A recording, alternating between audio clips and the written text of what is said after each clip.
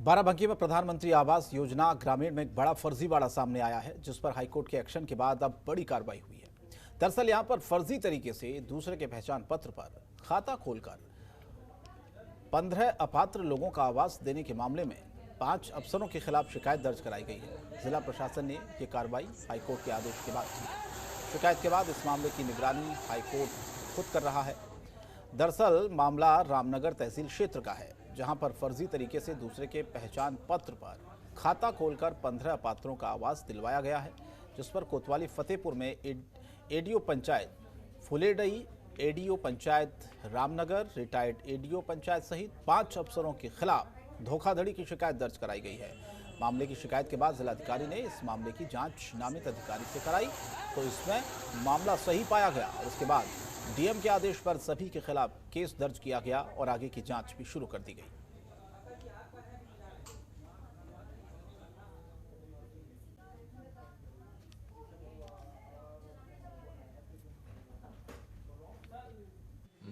विकासखंड रामनगर में एक गांव पड़ता है शेखपुर अलीपुर।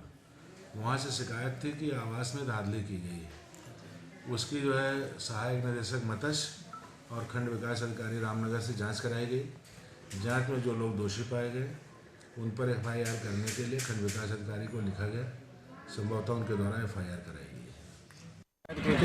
22 आवास का मामला था, जिसमें से जांच हुई तो 15 आवास अपात्र पाए गए, जिनके ऊपर 5 अधिकारियों के ऊपर मुकदमा लिखा गया है, लेकिन प्रधान को छोड़ दिया गया है। लेकिन मेन दोषी जो है वो प्रधान ही है। प्रधान अगर ना चाहते तो कोई घोटाला नहीं हो सकता था। घोटाले की जड़ जो है प्रधान से शुरू होते हुए ब्लॉक स्तर तक पहुँचती है और इसमें ब्लॉक स्तर से लेकर जिला स्तर के अधिकारी भी शामिल हैं। उच्च स्तरीय जांच इसकी अगर होगी तो उच्च अधिकारी भी इसमें फंसेंगे।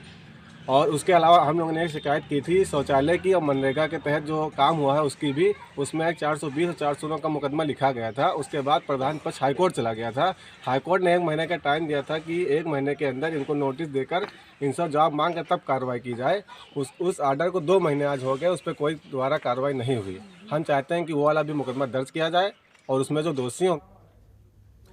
आगरा में जनतंत्र टीवी की खबर का बड़ा असर हुआ है। यहां पर श्रेया इवेंट एंड प्रमोशंस नाम की फर्म का बीओटी छूट को प्रशासन निरस्त कर सकता है, जिसमें करार की शर्तों के उल्लंघन पर नगर आयुक्त निखिल फुंडे ने कार्रवाई के आदेश दिए हैं और विज्ञापन प्रभारी को मामले की जांच के आदेश भी दिए हैं। विज्ञापन प्रभारी आशीष शुक्ला ने बीओटी छूट निरस्त करने की जानकारी का नोटिस भी भेजा है। नोटिस के जवाब से संतुष्ट न होने पर फिर से बीओटी छूट खत्म होने का नोटिस भेजा गया है।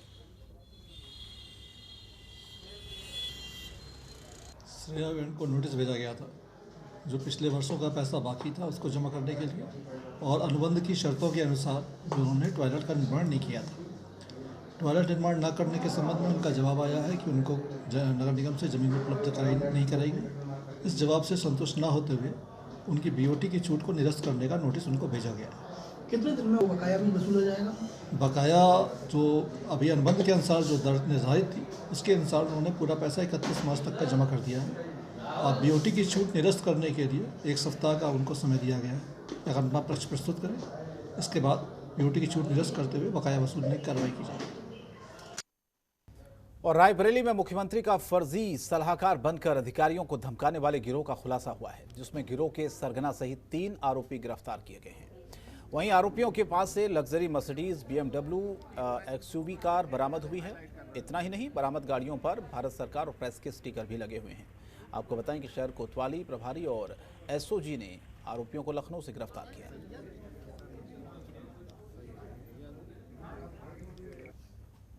पहले से भी जानकारी है कि 22 जनवरी को एक फ़ोन पुलिस अधीक्षक आवास पर आता है टेलीफोन ड्यूटी के पास, और वो व्यक्ति अपने आप को माननीय मुख्यमंत्री जी का सलाहकार बताकर पुलिस अधीक्षक महोदय से बात करना चाहता है, और उसमें वो एक नंबर भी छोड़ता है, जिसमें बाद में पुलिस अधीक्षक महोदय द्वारा जब वार्ता की गई तो पता ये चला कि वो एक डॉक्टर सलीम हैं जो लखनऊ के रहने वाली है। उनकी बहन के संबंध में एक अभियोग पंजीकृत कराना चाहता है और कुछ धाराओं को बढ़ाना चाहता है। जब पुलिस अधीक्षक द्वारा ये अभियोग पंजीकृत कराया गया तो उसके बाद पुनः उस फ़ोन पर उसने इसमें अनुचित रूप से दबाव बनाकर कुछ धाराएं बढ़ाने और इंस्पेक्टर कोतवाली के खिलाफ कुछ बात कहने की भी बात की। आगरा में आज कोरोना से बचाव के लिए टीकाकरण किया गया है, जिसमें जिले के अधिकारियों पर मौके पर पहुंचे एडीजी कमिश्नर, आईजी, एसएसपी और नगर आयुक्त ने कोविड का टीका भी लगवाया। आपको बताएं कि अधिकारियों को वैक्सीनेशन की दूसरी डोज 28 दिन बाद दी जाएगी। जिला अधिकारी और मंडलायुक्त ने सभी से कोविड-19 वैक्सीनेशन करवाने की अपील की और अगले फेज में 50 साल से ज्यादा उम्र वालों को कोविड-19 का टीका लगाया जाएगा। वर्कर्स का वैक्सीनेशन का ये सेकेंड डेट है। फर्स्ट डेट में जो हमारे जिला स्तरीय अधिकारी थे वो ड्यूटी लगी थी उनकी। आज हमारे यहाँ कमिश्नर साहब, एडी साहब, आईजी साहब, कप्तान साहब, नगर आयुक्त, तो हमारी और कलेक्ट्रेट की नगर निगम की जो टीम है उनका वैक्सीनेशन चल रहा है। इसका पहला डोज जिनका आज लगा है उनका 16 मार्च को फिर सेकेंड डोज दिया जाएगा। और अच्छी बात है कि अब इसके जो साइड इफ़ेक्ट्स हैं काफ़ी कम हैं। जो पहला डोज फ्रंटलाइन वर्कर्स का लगा था उसमें भी कुछ लोगों को बॉडी एक या थोड़ी सी लेजीनेस रही, बट किसी को कोई सीरियस कंडीशन नहीं था, सब ठीक है और अगले दिन सब लोग काम पे लौट आए थे। खबर झांसी से, जहां पर आज कलेक्ट्रेट में कोविड वैक्सीन बूथ का कमिश्नर सुभाष चंद्र शर्मा ने उद्घाटन किया, जिसके बाद कमिश्नर और जिलाधिकारी ने कोविड वैक्सीनेशन कराया और साथ ही लोगों को भी वैक्सीन की जानकारी दी। बताया गया कि पूरी तरह से सुरक्षित है और इसमें किसी भी तरह का कोई भी भय नहीं है।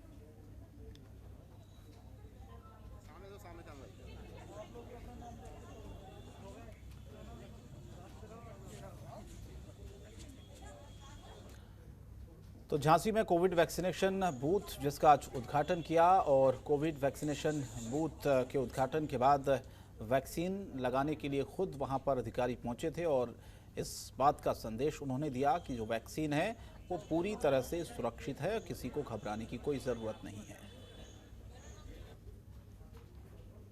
और बुलंदशहर में राम मंदिर समर्पण निधि की फर्जी रसीदें छपवाने का एक मामला सामने आया है, जहां पर खुर्जा कोतवाली में एफआईआर दर्ज की गई है। यह एफआईआर राम जन्मभूमि निधि समर्पण अभियान के जिला प्रमुख सर्वचंद सिंह की तहरीर पर 3 लोगों के खिलाफ दर्ज की गई है। दरअसल जिला प्रमुख की माने तो उनको अपने कार्यकर्ताओं से ये जानकारी मिली तो उन्होंने तत्काल इसकी सूचना खुर्जा पुलिस को दी। इसके बाद पुलिस आनन फानन में प्रिंटिंग प्रेस में पहुंची और वहां से समर्पण निधि की फर्जी 600-700 रसीदें बरामद की।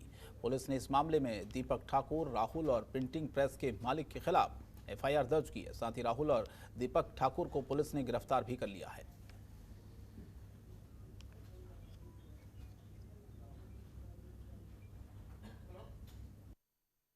सर जी, अपने कार्यकर्ता के द्वारा ऐसी सूचना आई कि जो पूरे देश में इस समय भगवान श्री राम के मंदिर निर्माण के लिए जो समर्पण निधि का अभियान चलाया जा रहा है, तो उसमें कुछ फर्जी कूपन छापकर और धन इकट्ठा करने की दृष्टि से कुछ लोग इस कार्य को कर रहे हैं।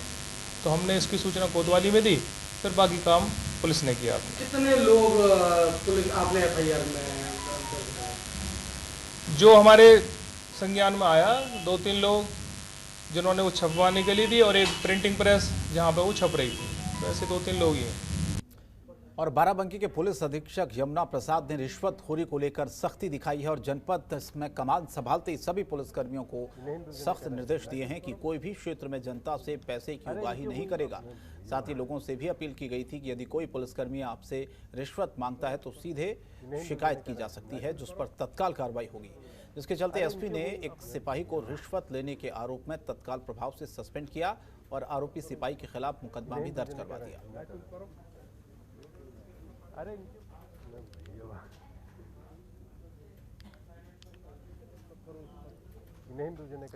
और मऊ में अवैध बैरिकेडिंग को लेकर रेलवे प्रशासन गंभीर हो गया है और रेलवे की विजिलेंस टीम ने 8 लोगों को प्लेटफॉर्म पर गिरफ्तार भी कर लिया।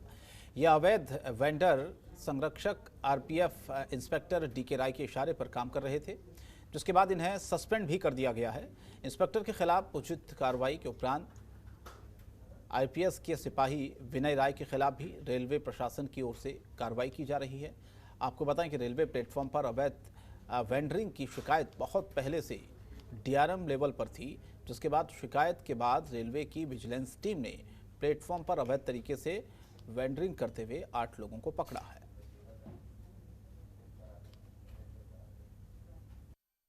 अवैध वेंडर पकड़ाए, 7-8 अवैध वेंडिंग करते हुए पकड़े गए, जो आरपीएफ के संरक्षण में चलाए जा रहे थे।